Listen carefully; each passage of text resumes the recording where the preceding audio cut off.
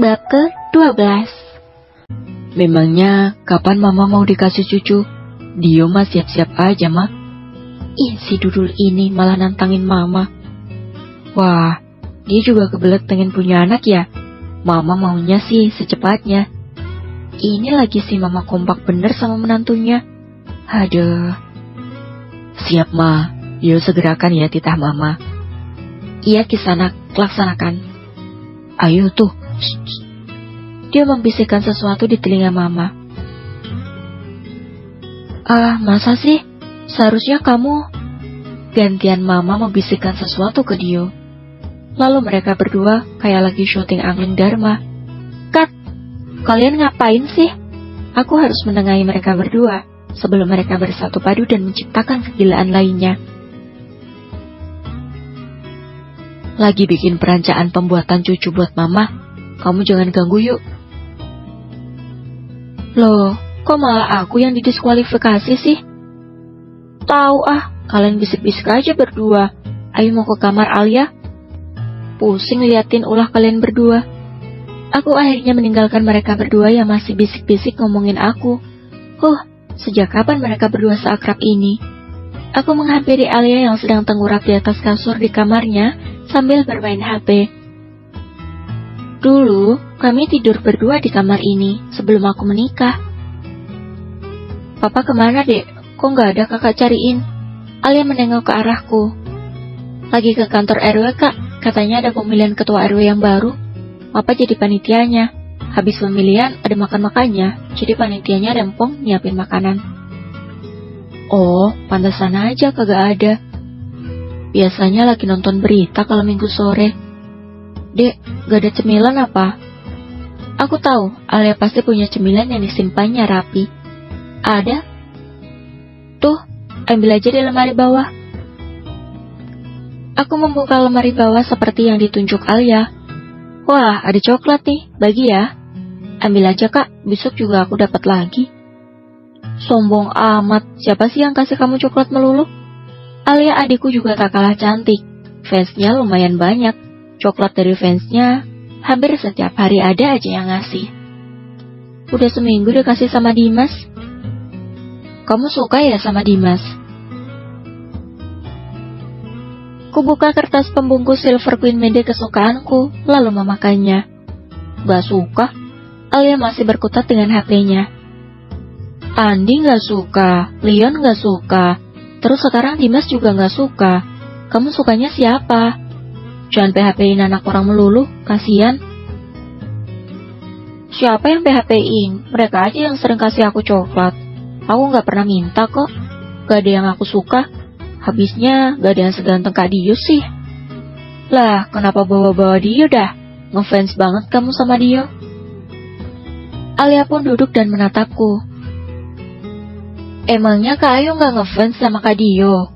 Suami kakak tuh the best tahu. Jauh sama Kak Dewa, ganteng, tajir, baik, sabar, gak sombong lagi. Aku tuh mau punya suami kayak Kak Dio tahu. Kakak aja yang lebih beruntung dari aku. Aku mengernyitkan keningku. Alia, kadang apa yang kamu lihat itu gak seindah kenyataannya. Jangan bandingkan Dio dengan Dewa. Bagaimanapun Dewa amat mencintai kakak. Begitu sebaliknya, Dewa juga baik kok. Kakak kok malah belain Kak Dewa, bukan suaminya sendiri. Aroma curiga dalam nada suara Alia menyadarkanku. Bukan gitu maksud kakak tuh. Kamu belum tahu sih, dia sukanya belin. Jangan dilihat gantengnya aja. Tapi Kak Dio memang benar ganteng kan? Iya ganteng sih. Sudahlah, ngapain malah bahas Dio? Kamu sama aja kayak mama. Kalian sudah satu kubu sama Dio nih, nyebelin. Aku mengambil bantal, lalu tiduran sambil memakan coklat di samping Alia. Kak, kakak bahagia gak sih nikah sama Kak Dio? Dio lagi, kepo banget deh sama Dio. Ish, bukan gitu Kak, Alia penasaran aja. Kakak kan nikah sama Kak Dio karena KLB, alias kejadian luar biasa. Nah, setelah menikah kakak gimana? Bahagia apa enggak? Aku menangkap kekhawatiran di dalam pertanyaan yang diajukan adikku tersayang itu. Kakak bahagia kok, tenang saja. Dia itu memang baik seperti kata kamu. Jadi ya, kita tidak sulit untuk saling beradaptasi.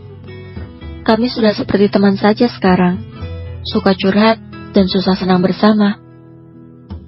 Susah senang? Memangnya Kak Dio setajir itu masih susah hidupnya? Pertanyaan Alia menyadarkanku.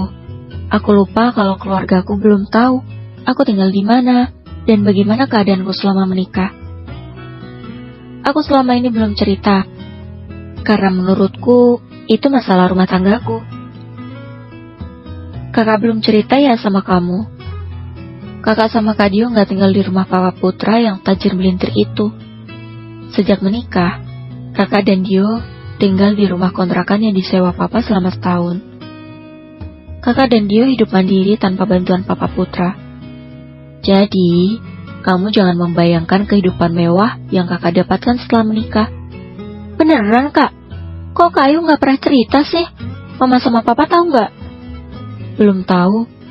Ya, kakak belum sempat kasih tahu. Tapi kamu gak usah khawatir. Walau sederhana, kami hidup berkecukupan kok. Dia bertanggung jawab dan menghidupi kakak. Malah gaji bulanan kakak utuh. Karena semuanya Dio yang biayain. Kami lagi sama-sama berjuang, Dek. Mulai semuanya dari bawah. Doain kakak ya sama Kak Dio. Aku mengusap lembut rambut adikku Alia yang panjang dan lurus seperti rambutku. Tenang aja, Kak. Pasti Alia doain kok. Tapi kakak juga harus cerita sama mama dan papa tentang hal ini. Jangan sampai mereka nggak tahu. Mama sudah tahu kok. Mama yang berdiri di depan pintu kamar Alia langsung menyauti obrolan kami. Dio sudah cerita sama mama barusan. Mama lalu menghampiriku dan gabung bersama aku dan Alia di tempat tidur. Tidak apa-apa kok, Yu. Itu bagus malah. Kalian mandiri tanpa bantuan papa mertua kalian. Mama dan pastinya papa akan bangga mendengarnya. Apalagi Dio bilang ia sedang memulai usaha furniture berkat dorongan kamu. Aku menaruh kepalaku di paha mama. Rasanya nyaman sekali. Berlindung dalam dekapan mama seakan tak ada beban dan masalah hidup. Damai. Dio sekarang sedang memberitahu papa. Mama yakin kalau papa juga bisa menerimanya dan merasa bangga seperti yang mama rasakan saat ini. Dio cerita sama mama kalau kamu masih mengkonsumsi pil KB. Benar itu, Yuk? Pil KB itu supaya nggak hamil ya? Alia langsung menyauti omongan mama. Shh, anak kecil diam aja. Ini urusan orang gede. Mata mama langsung melotot ke arah Alia. Dalam sekejap, Alia langsung merapatkan mulutnya dan memasang telinganya untuk memenuhi rasa penasarannya. Dio bawel nih, masalah begini aja pakai ngadu sama mama. Gerutuku. Hush, jangan gitu Yuk. Dio cerita pasti ada tujuannya. Seorang laki-laki, apalagi sampai menceritakan tentang alat kontrasepsi sama mertuanya. Pasti kalau tidak terpaksa, tidak akan dilakukan. Dio juga malu kali Yuk ceritanya. Ini bukti kalau dia menginginkan anak dari kamu, Yuk. Dio sayang dan cinta sama kamu, Yuk. Perkataan mama masih melekat di pikiranku. Sepanjang perjalanan pulang, aku hanya diam saja. Aku merenungi setiap perkataan mama. Benarkah dia menginginkan anak dariku?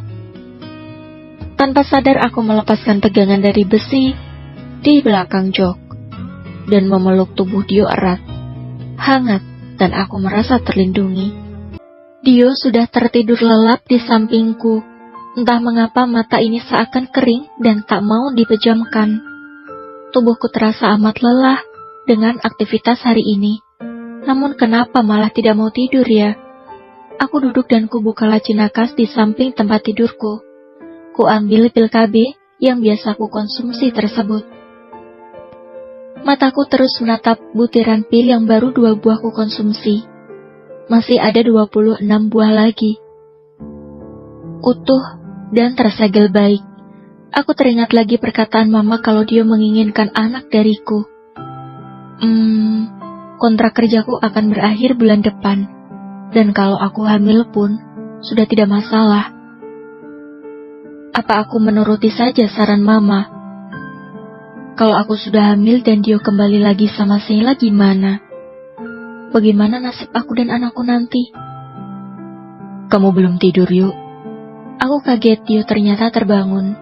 Cepat-cepat ku masukkan pil KB tersebut di dalam laci nakas kembali. Gak bisa tidur, jawabku jujur. Udah malam. Besok kamu kerja ngantuk. Sini tidur. Dio menepuk lengannya. Seperti anak kucing, aku menurut dan menaruh kepalaku di lengan Dio. Bobo ya, nanti aku tepuk-tepuk punggungnya.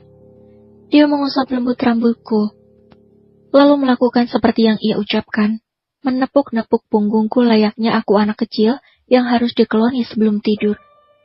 Lengannya yang kokoh terasa seperti tembok pelindung, yang akan selalu bisa kugunakan sebagai tempat berlindung. Mata Dio terpejam, namun tangannya tak berhenti terus menepuk-nepuk punggungku. Aku terus menatap suamiku yang ganteng ini. Apakah anakku akan seganteng dirinya jika terlahir laki-laki? Atau akan sangat cantik jika perempuan? Rasanya aku butuh lebih dari lengan kokohnya untuk mengatasi kegalauan hatiku ini. Dengan berpura-pura tertidur, aku memeluk erat tubuh Dio. Aku bisa mendengar detak jantungnya yang teratur, dan aroma tubuhnya yang wangi khas laki-laki dengan parfum yang menyatu dengan aromanya. Membuat mataku mulai mengantuk. Ditambah, Dio yang sekarang ikut memelukku erat. Tanpa terasa, aku sudah masuk ke alam mimpi. Yu, bangun, udah siang.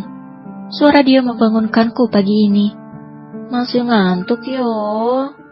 Udah jam 6, Yu. Kalau kamu gak mandi sekarang, nanti kita terlambat ke kantor. Aku langsung duduk. Apa? Jam 6? Kesiangan dong. Lalu sarapan dan makan siang kamu gimana? Aku belum siapin. Shh, tenang dulu. Minum air putih dulu setelah bangun tidur. Aku mengambil gelas air putih yang sudah biasa kusediakan sebelum tidur. Kamu mandi saja. Sarapan dan bekal makan siang sudah aku siapkan. Syukurlah. Ya sudah, aku mandi dulu. Aku langsung menyamar handuk yang ada di jemuran handuk dan mandi. Saat aku keluar dari kamar mandi, dia sudah memakai kemejanya dan berkaca, memastikan dandannya rapi. Aku mengambil kemeja dan celana bahan dengan motif yang senada. Garis-garis. Dia masih berkutat di depan cermin. Yuk, pakaikan aku dasi ya, bisa nggak? Dari tadi aku pasang susah banget. Oh, ternyata dari tadi lagi pasang dasi. Kirain ngapain ngaca lama banget. Iya, aku bisa. Aku menghampiri dia dan memakaikannya dasi. Aku lupa kalau kemejaku belum dikancingkan dan terlihat tank top yang kupakai. Aku kaget saat dia mengancingkan kemejaku. Mau ngapain? Aku menarik tubuhku menjauhinya dan melepas dasi yang sedang kupakaikan ke Dio. Kemeja kamu belum dikancing. Aku gak bakalan macem-macem kok. Udah, kamu pakaikan aku dasi, biar kemeja kamu aku yang kancingkan. Kita udah hampir kesiangan nih. Aku memakaikan lagi dasi untuk Dio, dan Dio mengancingi kemejaku.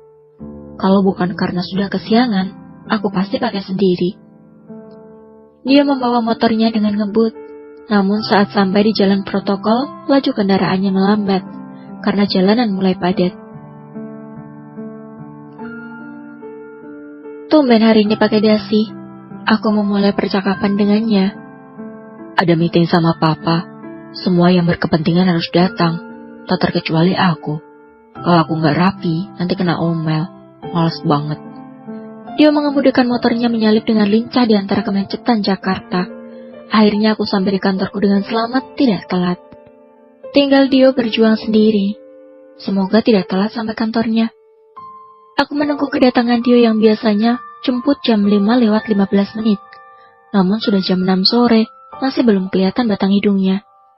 Aku sudah mengiriminya pesan sejak tadi, namun belum ia baca, apalagi membalasnya. Sepertinya ia sangat sibuk sekali.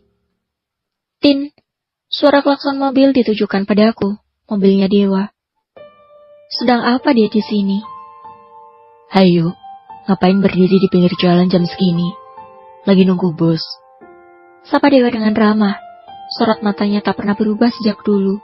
sorot mata penuh cinta yang hanya ia tujukan untukku. Walau aku pernah membuat sorot mata ini kecewa padaku, namun sekarang sorot mata itu kembali lagi menatapku penuh cinta. Lagi nunggu dijemput? Nunggunya di kafe depan aja. Kita makan malam dulu yuk. Aku mempertimbangkan ajakan Dewa. Di sini banyak nyamuk, dan sejak tadi ada saja bus yang berhenti menawariku naik. Belum lagi siulan-siulan menggoda aku. Ya udah deh.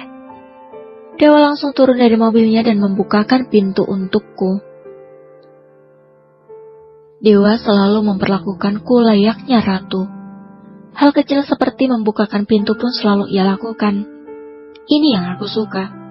Dewa juga memakaikan seatbeltnya padaku. Senyum bahagia terlukis di wajahnya. Aku langsung mengirimkan pesan pada Dio, memberitahunya kalau aku menunggu di kafe dekat kantor. Dia tahu tempatnya. Mobil Dewa memasuki parkiran kafe tempat dulu kami putus. Dewa kembali membukakan pintu mobil untukku. Dewa ingin merangkulku, namun aku berusaha menghindar. Dewa sadar kalau aku bukan miliknya lagi, dan tidak berusaha merangkulku lagi. Aku juga menjaga posisi Dio sebagai suamiku. Aku tidak mau dianggap sebagai istri yang berselingkuh. Dewa memesankan pesanan kami pada pelayan. Keadaan kamu gimana yuk setelah menikah? Baik. Bahagia? Aku mengernyitkan keningku. Bersambung.